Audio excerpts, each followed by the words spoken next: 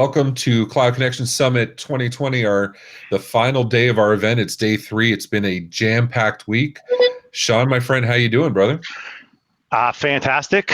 I feel the same as I felt on Tuesday and on Monday. And yes, that's really it. I want to. It's been great dealing with everybody this week. Actually, I'm so happy that everybody is engaged the way they have every single day with us and every single session. So thank you all. Now, when you say the same, you mean that excitement or the dread? Because I've been nothing but nerves before the event. I've been pure excitement and adrenaline during the event, and pure exhaustion after the event every single day. No, see, mine's more like deny, deny, deny. I'm in denial of each and every day, all day before, during, and after.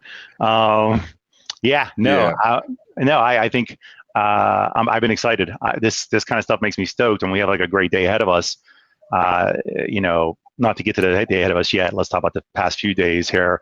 I think that we've had a very well-rounded conference for people, and as I said, everybody's been engaging, has been very excited about it. We've gotten a lot of good praise, and I've seen a lot of people getting some answers they were looking for. If you didn't see yesterday, we sat with Chris Weiser, we sat with Larry Walsh, we sat with James Hodgkinson. My goodness, that was the second half of the day. The first half was mostly Ray and his group.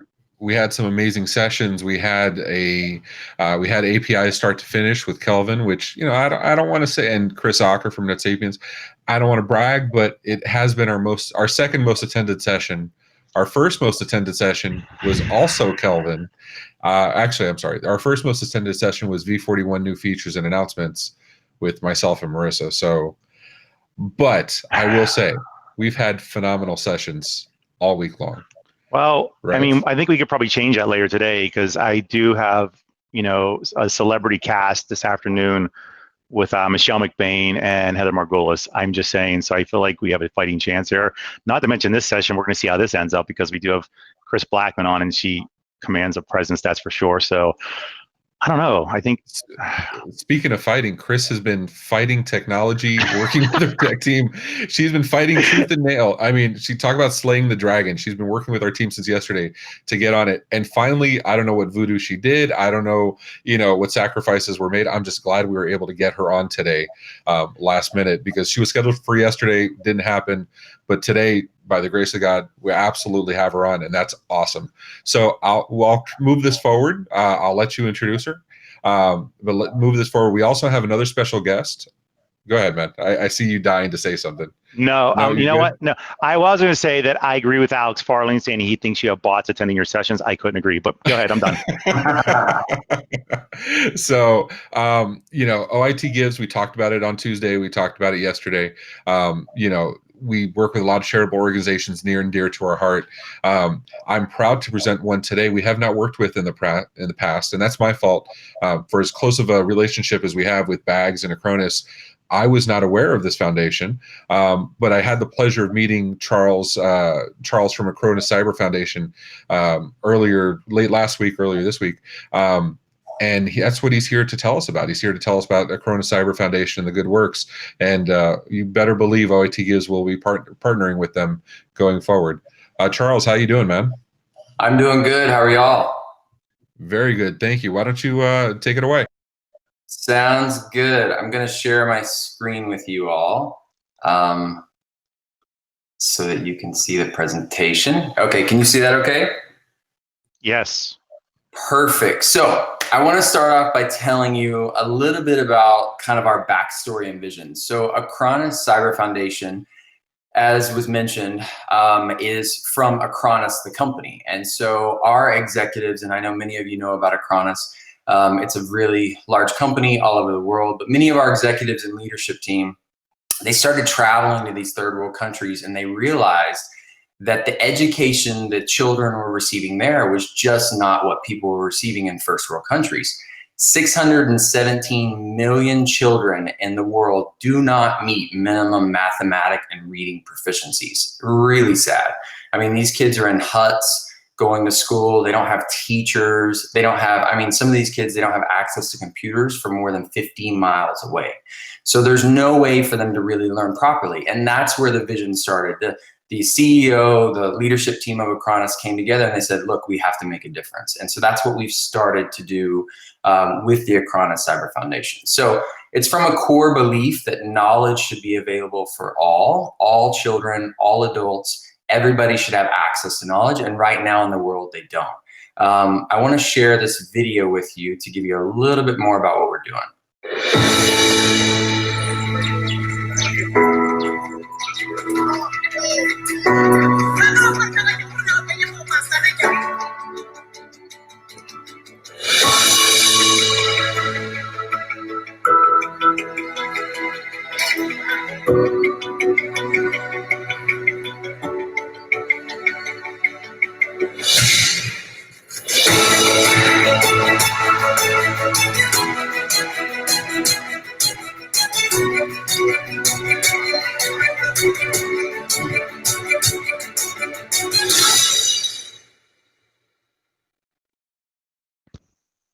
So really great video, kind of telling you the countries we've gone to so far. This has really been a short initiative for us. We've been very aggressive very quickly. Acronis has been the #1 donor for this. We've been every single school that we're a part of, we're financially contributing to that school. So a little bit of an overview because I want to give you a scope of what we're doing. So our mission is to create, spread, and protect knowledge. So far we've built 8 schools around the world. You can see the different parts of the world. Some of those areas you may have traveled to, you may be familiar with.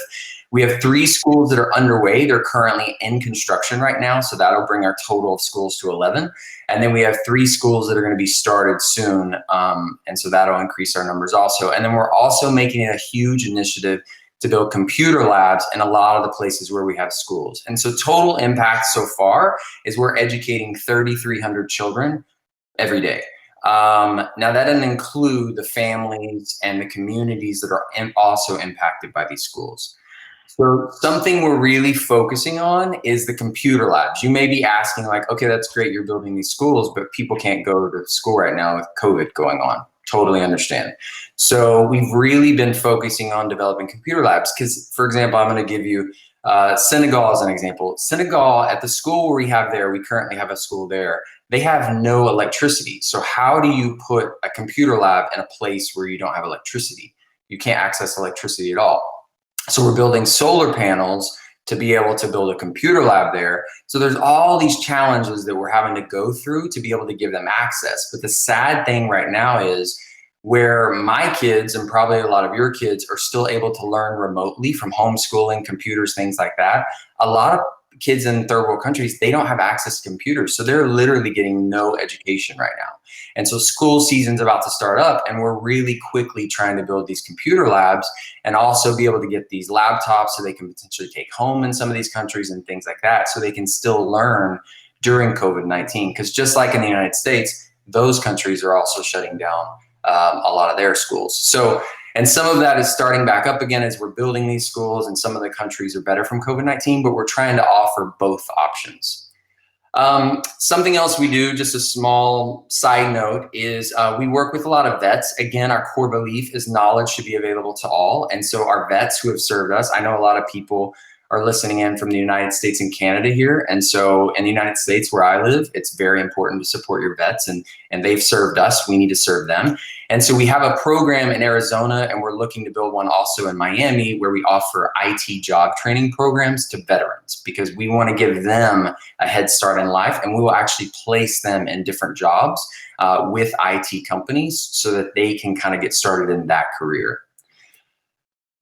Okay, so back to the schools. So we built 8 schools so far. You have Myanmar there in 2017, Tanzania, Cambodia. A lot of these photos you see here, we have grand openings where we do ribbon cuttings. We do all this, you know, people from all the community come, they dance, they sing, they're super excited. And so it's a really cool celebration, but you can see some of the current schools we have so far.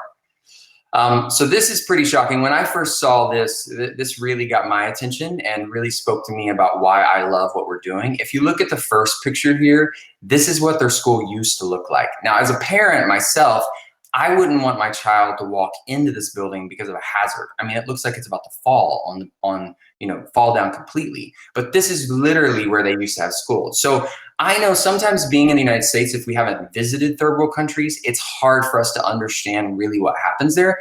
Because if you have a poor community in the United States, they still have a computer lab, they still have access, they still have a building with 4 walls and doors, unlike this building. There's still some ability to get an education, to have a fighting chance to be able to win in life. In a lot of these third world countries, that's not the case. They have no access to computers. They don't have proper teachers or resources. They don't have the correct curriculum so that they can meet the minimum proficiencies in mathematics and reading. So they're not getting what they need. We built this school here, as you can see, in Laos, and we heard so many testimonies from children that they love going to school. It's their favorite place to go through. It's the most beautiful building they've ever been in because they live in these huts. They go to school and they think it's amazing. And so it's really exciting that we're giving children the opportunity to be excited about education. I think all kids should be excited about education. So it's really great. And then you look at the pricing here and you probably go, okay, the bottom school there, you'd probably say, okay, in the United States, that would cost maybe $500,000 or something like that. In Laos, it costs us $48,000 because the value of the dollar goes so much farther. So we're not talking about millions of dollars that we need to raise and things like that, or that even Acronis is giving. It's a much smaller amount of money than it would cost here in the United States. And we're able to impact so many kids in that way. So continuing on, I just always have to show you beautiful photos of the kids and people we support. They're gorgeous. We have so many. If you go to our website at acronis.org, it's acronis.com, but it's acronis.org, so it's easy to remember. But we have lots of photos and videos there that you can see. But you can see here we had in Guatemala, the grand ceremony, they did a performance, this beautiful kid from Lebanon, Cambodia. So just amazing, the children and the families we're able to help. I want to kind of tell you about our system. You know, we're a very well thought out company. We plan things very well and we do things very thoroughly. And so it's not a situation where we're going into these countries and we're saying, oh, let's build a school here, let's build a school here. We actually have a very extensive process where we vet these organizations already. We will actually make sure that they have a structure in place. They already have teachers, they have a principal, they have different systems to where they can maintain the school. Then we'll come in and build the school at that point once we've vetted that to make sure they're a good fit and they can sustain, the work with the kids. But then we're involved for a long time after the fact. So we, during COVID-19, we helped with food kits and hygiene supplies. One of the schools, they needed homeschooling stuff. So every 15 days, we were getting them homeschool curriculums and things like that. We are very involved. As I mentioned before, we're building computer labs in a lot of these schools. We have on-ground partners that are working with these schools and making sure the kids have what they need, the families have what they need, that they're getting the right teachings and curriculums. We do treks there and ribbon cuttings, lots of events where our employees come. And so we're constantly building relationships with these schools. It's not something where we build it and leave. It's an ongoing, lasting impact. So a little bit of the process that we do in building schools. So we find a partner. So whether that's a company, maybe a grant, maybe even an individual. By the way, a lot of times the school can be named after that partner. So if there's a company that's interested in doing this, we can name the school after them. And then Acronis Cyber Foundation partners with them, and then we have a facilitator in-house. It's one of our facilitators for the company called Entrepreneurs for Knowledge. And so they facilitate the work on the ground, and then that is actually building with the partners on the ground. So it's a very clear, organized system that we work with. And I'm just giving you a little of the background of how we do this, because it may be, some of you may go, oh yeah, I do this, I'm very familiar with this. And some of you may be going like, wow, I didn't even know this existed. So the initiation process is 1 to 2 months. So that's that vetting process that I was talking to you about, just making sure everything is a good fit, making sure the partner and the school location we pick and all those kinds of things are working out. Then the construction can take 6 to 12 months of building the school. So we do that. Then the grand opening ceremony is 2 to 3 days. During COVID, we've had to lessen those grand opening ceremonies, but we plan to open those back up again in 2021. And then we have a monitoring process. Like I mentioned before, we're constantly involved with what's going on with these schools, how we can help, how we can support them. I mentioned a trek earlier. Some of you may be going like, "Oh, I that seems kind of intense to me," but it is a once in a lifetime opportunity. I just gave an example here of kind of what we do. Acronis, by the way, takes care of everything. Like, we take care of the building of the school, the construction, the facilitation, the treks, whatever it may be. But we actually have our employees and sometimes our partners from their companies come to the locations where they're building these schools. We take care of all the details, and for a week they live in the huts with the family. They experience what it's like to live in that culture. They build a school. It is very hard work, but it's a once in a lifetime opportunity. But again, I wanted to show you that we're highly involved with these processes, and talk about an amazing team building experience, taking maybe one of your marketing teams or one of your executive teams to do this. It's life-changing for those teams, and we've seen it over and over again. Okay, so how you can potentially partner with Acronis if this is something that interests you. I want to be clear, like, we're moving forward regardless. Like, Acronis is our biggest donor. Every single school, they're a huge contributor. All we're saying is, like, the need is great. 617 million children. And so we could build thousands of schools and probably still not meet the whole need. And so we're moving forward with our programs. We're moving forward with the schools being built, and Acronis is funding those. But how much faster could we move if we had partners helping us, like your organizations or you? So it's pretty simple. We're asking that people could give $10 a month. $10 a month provides 10 children education each month. And that's 2 cups of coffee. That's hardly any amount of money, especially for people living in Canada and the United States. And so that's what we're asking for as an individual. We keep you updated. We keep you in the know of what we're doing, how it's impacting children, how your money is helping. And so that's from an individual perspective, what we're asking. And then from a partner perspective, I want to be clear, when organizations, when companies partner with Acronis Cyber Foundation, they're partnering with Acronis, the company. And so our power or our influence when it comes to marketing and public relations and our databases and our social media, all of that, we promote your organization. So yes, we hope that this would be something you would be interested in to help the kids, and I'm sure it is. But also, to be honest, it's a good business opportunity because we do a local, national, and international press release for every school that we launch. We post on social media to our hundreds of thousands of followers. We post on newsletters to our hundreds and hundreds of thousands of followers. And so we're constantly promoting this, and we're promoting your brand. And so you can see here different levels. Some companies say, okay, I just want to start at the bronze level and kind of get started to see if it's a good fit and then go from there. We're totally fine with that. Again, every bit helps. But I want to make sure you understand that it's a good business opportunity too. It's not just something where you would be giving. And it's been great for employees when they see that their companies are more than just about making money or meeting the bottom line. They're about giving back. So right now we're focusing on the computer lab in Guatemala. Some of you may have visited Guatemala in the past. We make it super easy for you. They're in desperate need of a computer lab right now because school is about to start back up, and a lot of those schools are closed, and we want to offer them different computer technology that they can take home and still be able to learn. So it's super easy. You could simply click with your phone the QR code right there, and it'll take you to the donate page. And then if you're interested in specifically the partnerships, which we would love that, we can just talk about it and see if it's a good fit for you and your company. You could just email me right here at charles.cheshire@acronis.com. That's charles.cheshire@acronis.com. And you can always go to acronis.org. And that is all. Thank you so much, Charles. Yeah. Thank you so much, Charles. We appreciate you, man. It's been absolutely phenomenal. I mean, you guys are doing some amazing work, and I cannot wait. I see Lisa Compton from Seven Figure MSP asking because she's in Arizona. She wants to get involved. We're in Miami. So the minute you guys are doing IT training, we'll be all over you guys. Let's help out. Let's see what we can do and provide jobs for those people. Thank you. All of his links are in chat. Bags has been providing them, but we need to move on. And so thank you for your time. I'm going to bump you down if you don't mind, because Sean has another very important guest to introduce. Sean? Oh God, I'm right now. I have a little bit of goosebumps, so you have to give me a second here. That was amazing, actually. Thank you for starting off with that. So, and without further ado, let me get to the main speaker of the hour, a good friend of mine.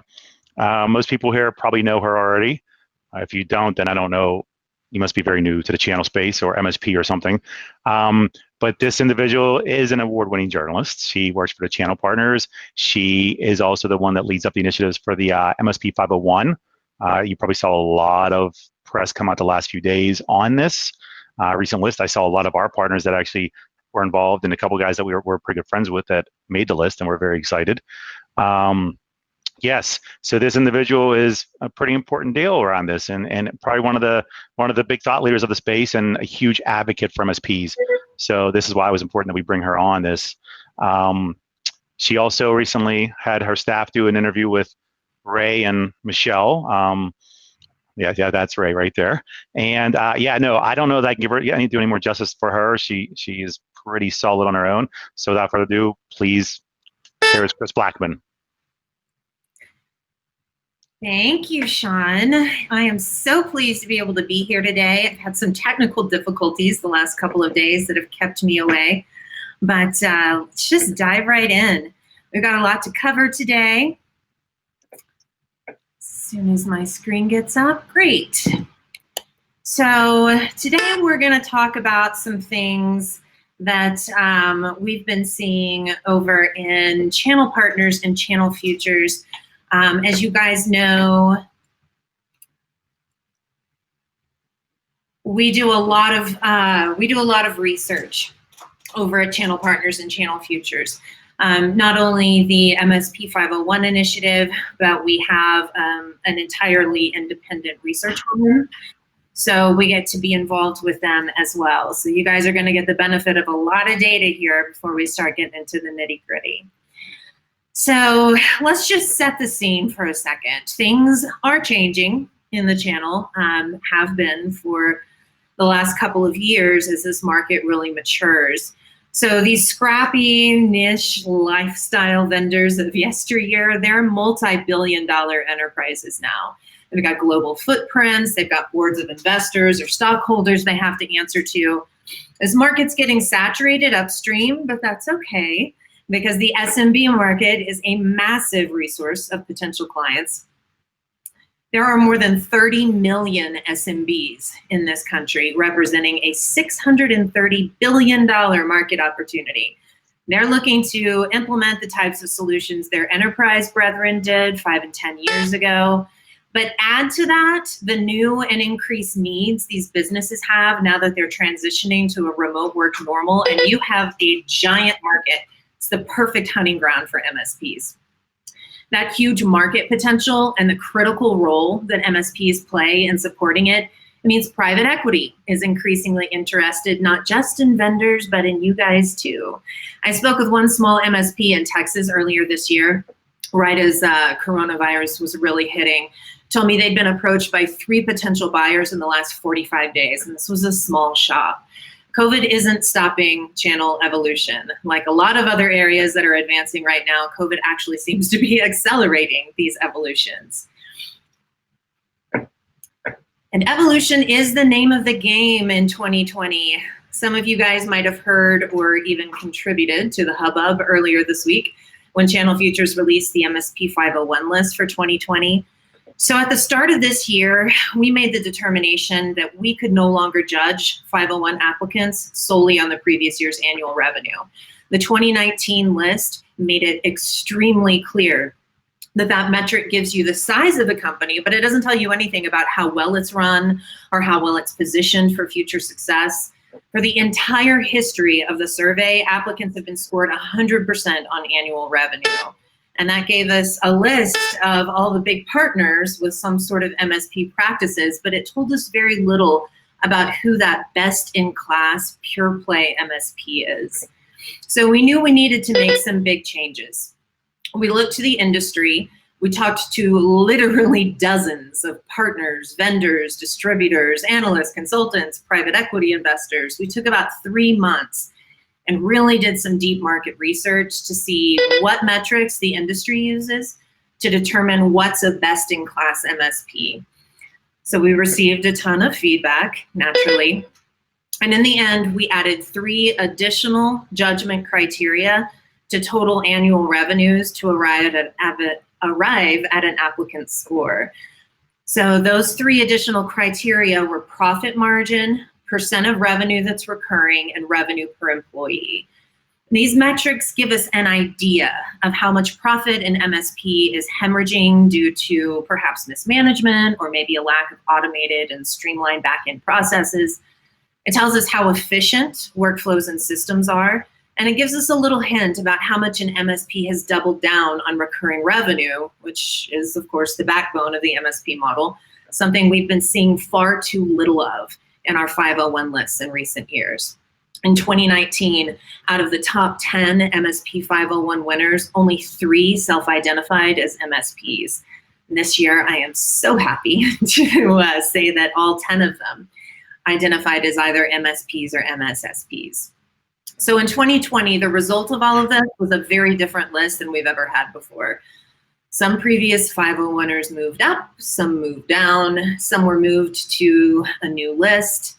Overwhelmingly, the deciding factors were profit margin and total recurring revenues that caused the shifts in those 501 rankings.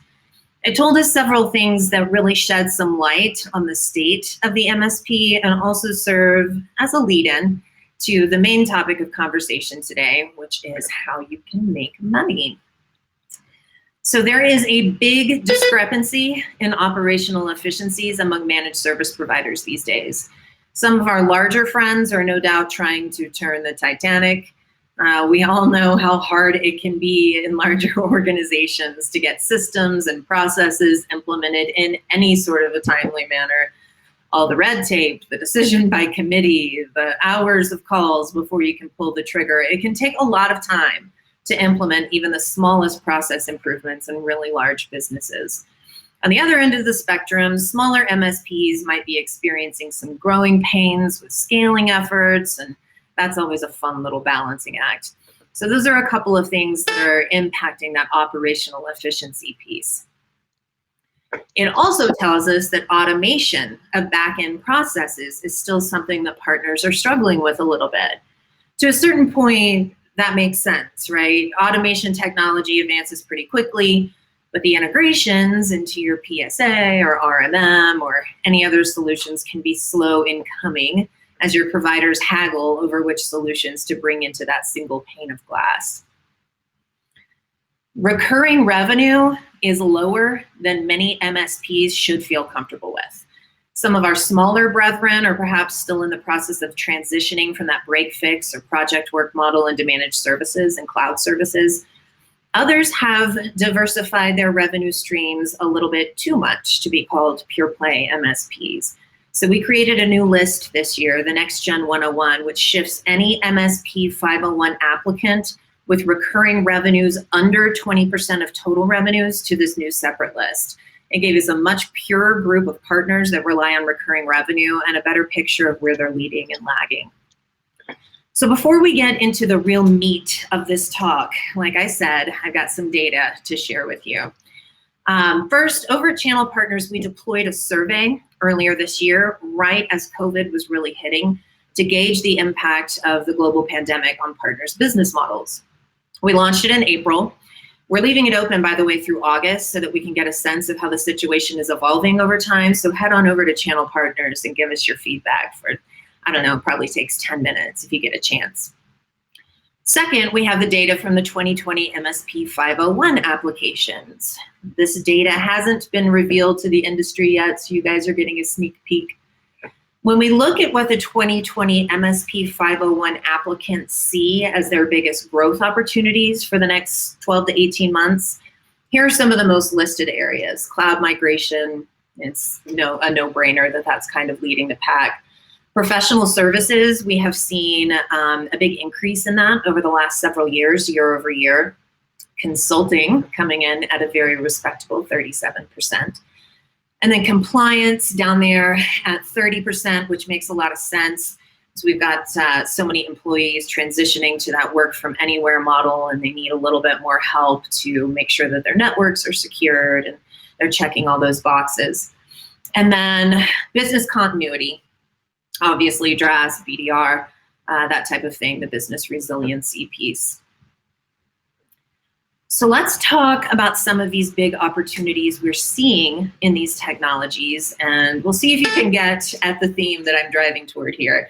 It shouldn't be a surprise, like I said, that a ton of MSPs are seeing gold in cloud migrations. 61% of our COVID survey respondents say that their customers are proactively requesting cloud migrations to accommodate work from anywhere setups and those cloud-based application stacks everyone's implementing. And among the 2020 MSP 501 applicants, 53% say that cloud migrations are a big growth opportunity in the next 12 months. I really suspect that if we left that survey open for another month or two, that number would be even higher. We have long predicted over at Channel Partners and Channel Futures that cloud migrations would be a huge moneymaker for MSPs within the 20s. But just like with video conferencing and networking solutions, COVID and the global pandemic really accelerated that trend. Cloud migrations, like any migrations, can be a real headache as partners first start getting into that rhythm. But the MSPs I've talked to say that just like anything, they take less time, they get easier pretty quickly the more you do them. The good news is that you can charge the same amount, whether they take 100 years or 10 days. The opportunities for upsell are almost endless. It's a really great time to get your clients on that recurring revenue model as they move to that cloud subscription basis. We all want more MRR, right? The big winner during COVID, Microsoft certainly makes the short list. And it isn't just MSPs pushing their customers toward Microsoft solutions. Our COVID survey respondents say that their customers are proactively asking for solutions like Teams, OneDrive, SharePoint. It's a great time to really build on Office 365. 50% of 2020 MSP 501 applicants say that wrapping services around Office 365 is a really big growth opportunity in the next 12 months.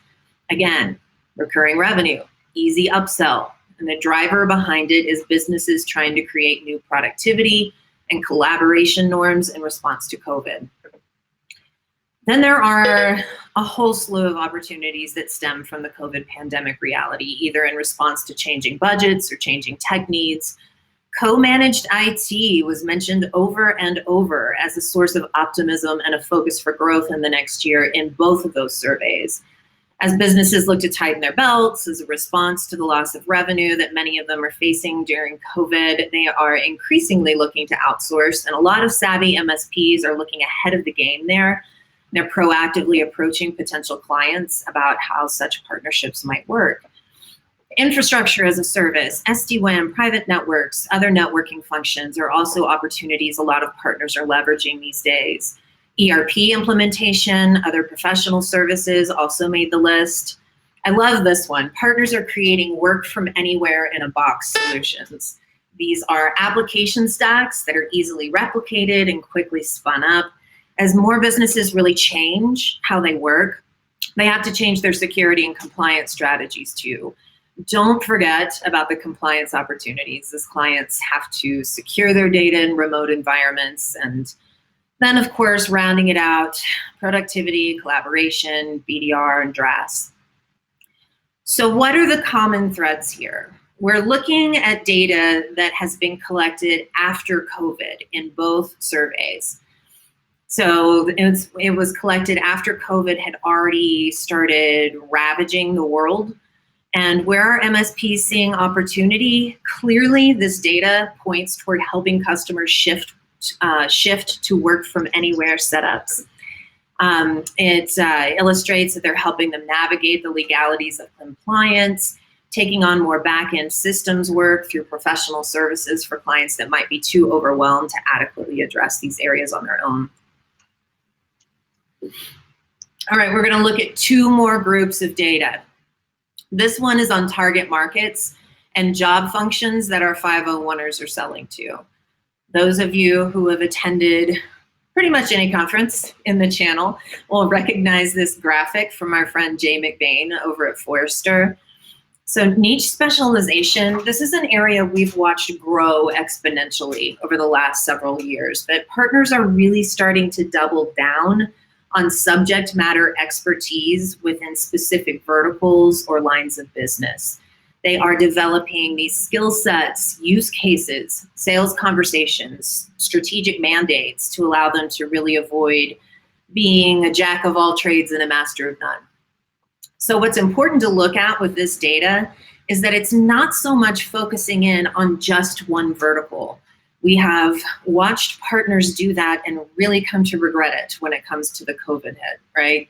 Partners with clients only in hospitality or only in restaurants have learned the benefits of diversification the hard way. But take a step back and see where your particular skill sets and talent resources might be well suited. If you are an IoT shop, you might be able to parlay your manufacturing expertise to, I don't know, agriculture, for instance. If you specialize in law firms, that legal expertise can be applied to almost any company with a legal department. So take a look at your skill sets and kind of telescope back out, see where you can be offering the most value within those diversified vectors that we want to be serving. The last bit of data gold I want to draw your attention to should not be a surprise to anybody. It's the target company size that most 501ers are going after. I would imagine it's the target market you and the audience are going after too. So why do I highlight these? To many service providers, here is where they can offer the most value and have the most fun. Businesses with fewer than 20 employees are, they're often more trouble than they're worth, right? They aren't growing fast anytime soon, so the prospect of growing their spend is pretty dim. On the other side of the coin, with these giant companies, like we talked about a minute ago, that mind-numbing bureaucracy, the layers of red tape, and those routine service tasks that are so boring aren't really worth the trouble either. The exciting place to play, the place where you can offer arguably the most value, are with these startups and the companies in scale-up mode. They're looking to technology service providers, not just for tech advice, but for how to leverage tech to actually grow their business. Datto's 2020 State of the MSP report says that post-COVID, 39% of the MSPs it surveyed projected a 10 to 20% decline in revenues from what they'd forecasted at the beginning of the year. MSPs really need a high margin, non-commoditized moneymaker for the rest of 2020 and moving into 2021. Now, our most recent data from the COVID survey from April through June shows that things are really starting to look up for MSPs. 90% of respondents to our survey say that customers are requesting additional support to help them transition. Requests for extended payment times for vendors have decreased, replaced to an extent by partners asking instead for more training on things like sales tactics and social marketing in a no-contact world, how to sell new security that's needed to secure home workers, things like that. And almost a quarter say they're actually planning to add headcount before the end of the year. Now, these are good signs, but the rush toward revenue from cloud migrations and new security packages, they're only gonna last so long. What will you do when your clients are all migrated, set up, secured to work from anywhere? Where will you make up those margins? If you are anything like me, you are pretty sick of the term trusted advisor. I wish I could come up with something else, but the truth is that it pretty much hits the nail on the head, so I think we're stuck with it. In 2020, business owners and managers are themselves struggling to try to keep up with these changing imperatives. They are transitioning employees to work from anywhere. They're pivoting marketing and business development strategies to accommodate that lack of in-person engagement. And they are all frantically reforecasting to get a sense of how things are going to change within the next 12 to 18 months. In short, they need help. They need advice. One respondent to our COVID survey put it pretty well. What it all boils down to is an opportunity for us to become true partners in our clients' eyes and not just technology providers. In the long run, of course, this brings opportunity for referrals and other revenue-generating projects, but at present, the opportunity to build trust has been unlike anything we have ever seen. it is the perfect time to up your consulting game. You can put me on record as saying that by far the biggest business opportunity for IT service providers in the back half of 2020 and moving into 2021 has less to do with technology than plain old business acumen.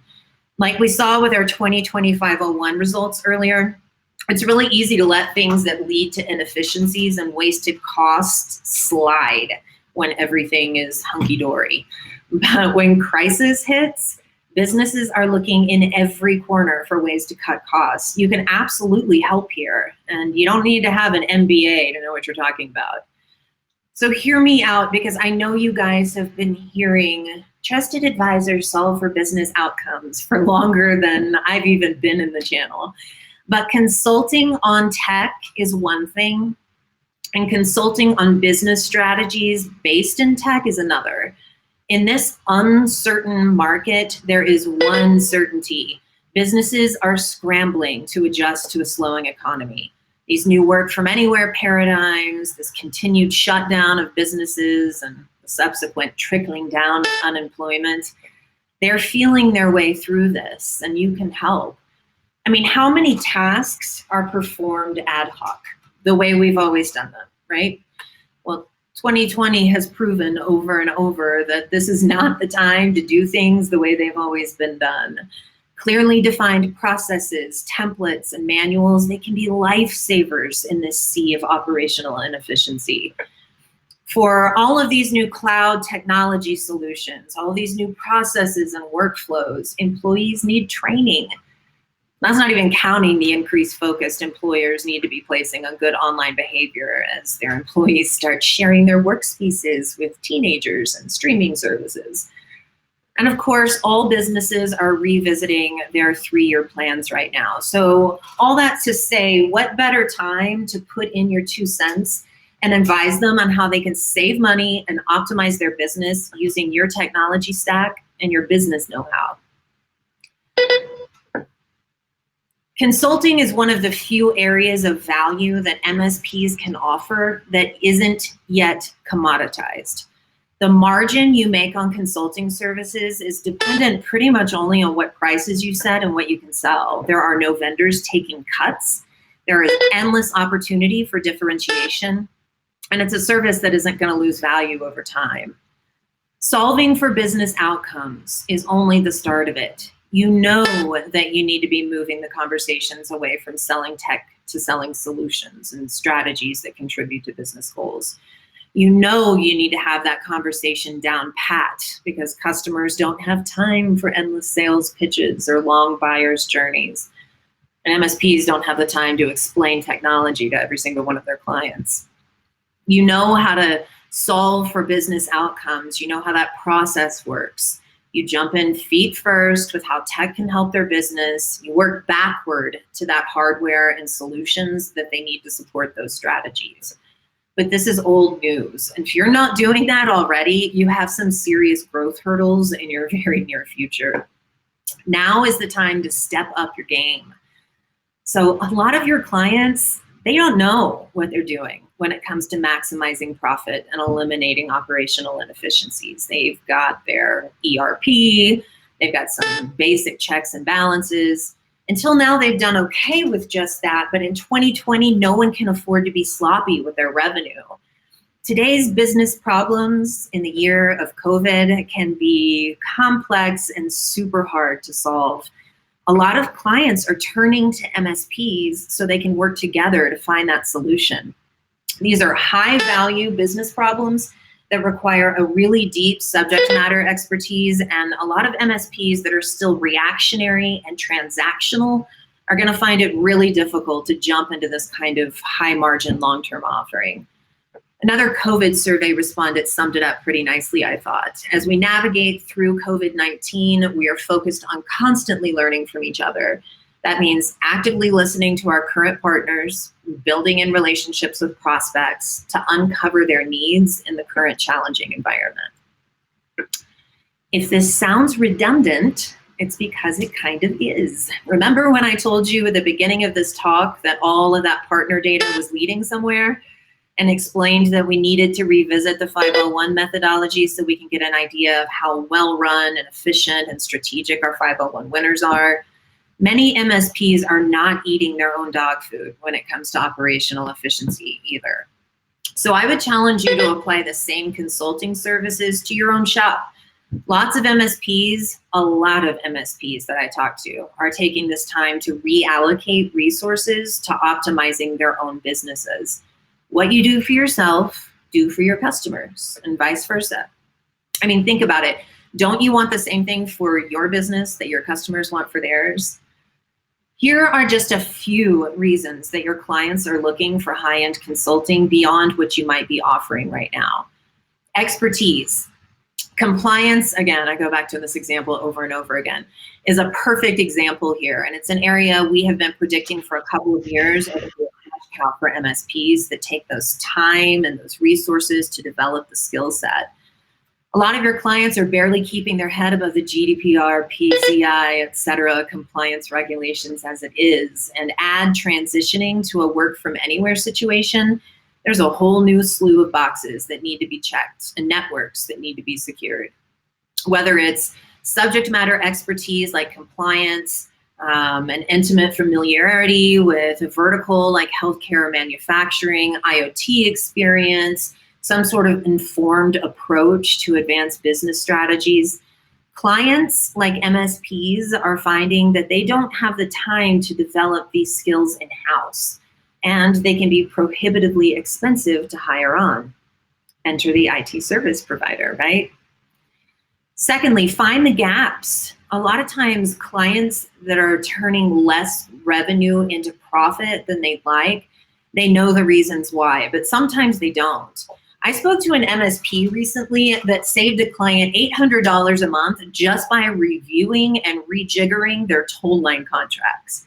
Another partner I spoke with took the time to review their client's digital marketing contracts. They found the customer was paying 3 separate agencies for the exact same service, and they weren't even receiving the service. Contract reviews are painful and they are boring, which is why clients don't do them as often as they should. Take that task off of their hands so you can identify and then fix those areas of waste, and you'll improve in your value twice over with the same task. Streamlining back-end processes and eliminating these inefficiencies. Like contracts, this is not necessarily the sexiest offering in your portfolio, but a lack of process, a lack of clearly defined workflows, lack of automated systems, lack of clear visibility, this all leads to a lot of wasted time and wasted money. Sometimes it takes an outsider to be able to objectively look at where process is falling for a company's efficiency goals, adding to those errors that take time and resources to fix. But you can realign workflows to make the most out of every employee.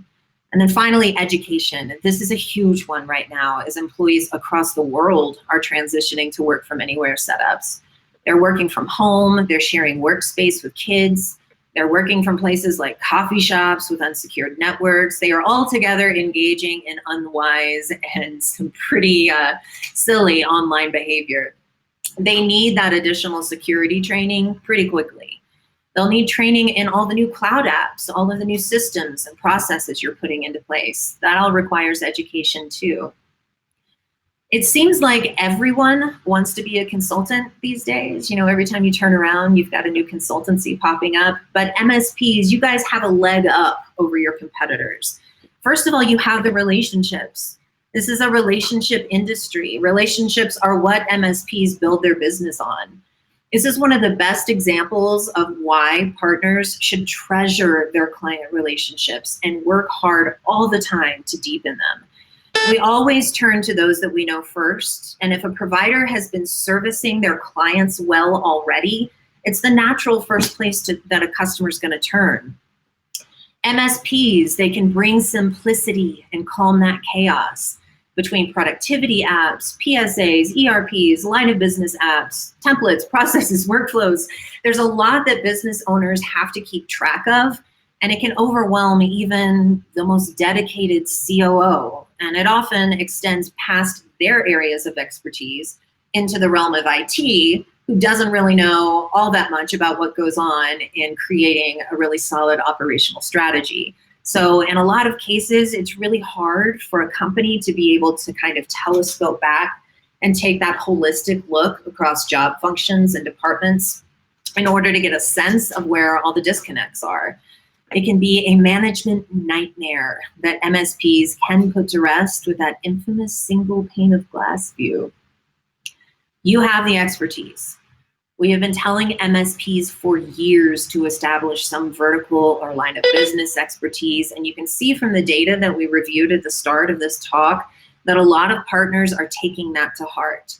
Guys, don't be afraid to shout your expertise from the rooftops. Make sure you come prepared with case studies.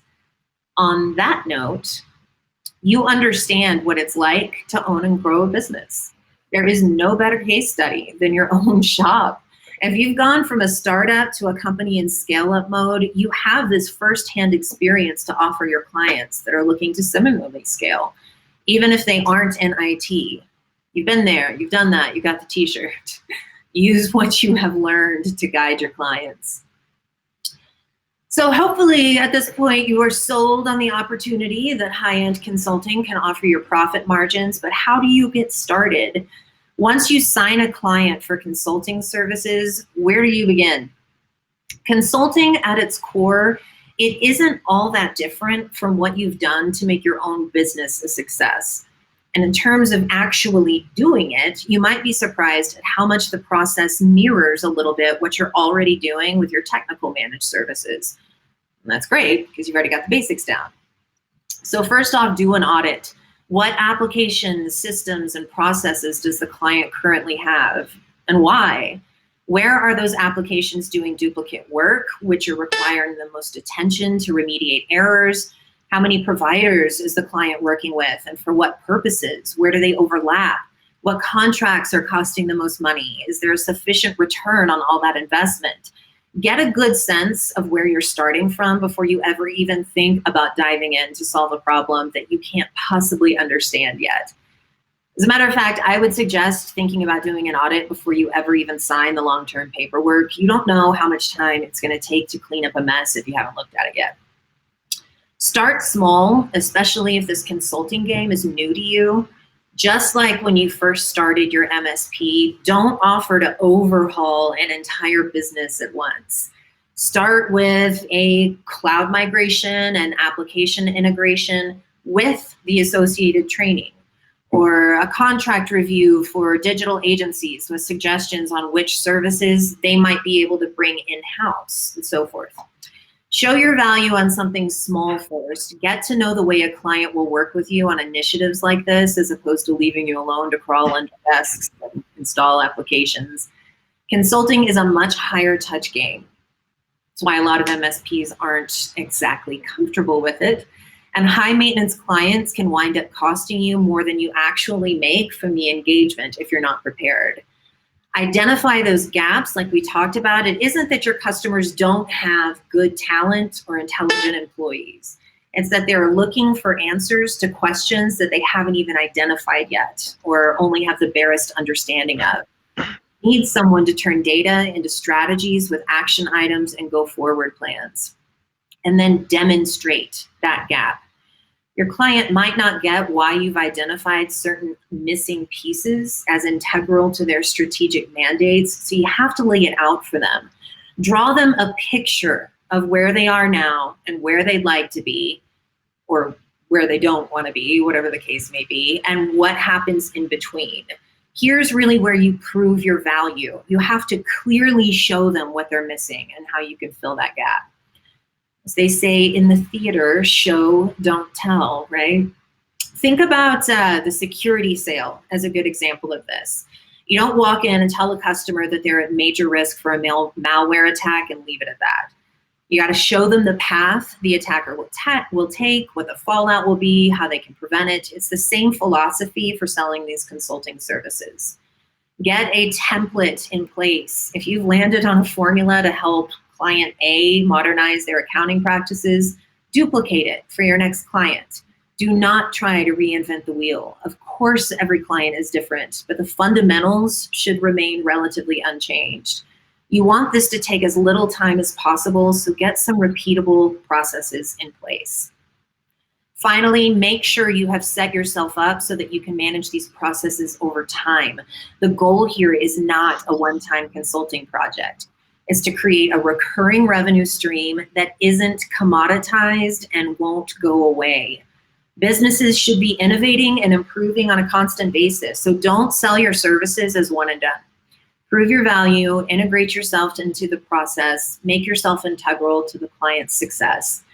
Like I said, all of this should look a little bit familiar, at least, for the way that you approach your managed services offering and that practice side of your business. Now, here's the hard part, pricing. I know we're running a little bit over, so I'm going to speed through this even more than I already have been. Yes, it will stop streaming at 2 minutes and 2 minutes. So In 2 minutes. Mm-hmm. Okay. We're just going to skip straight over.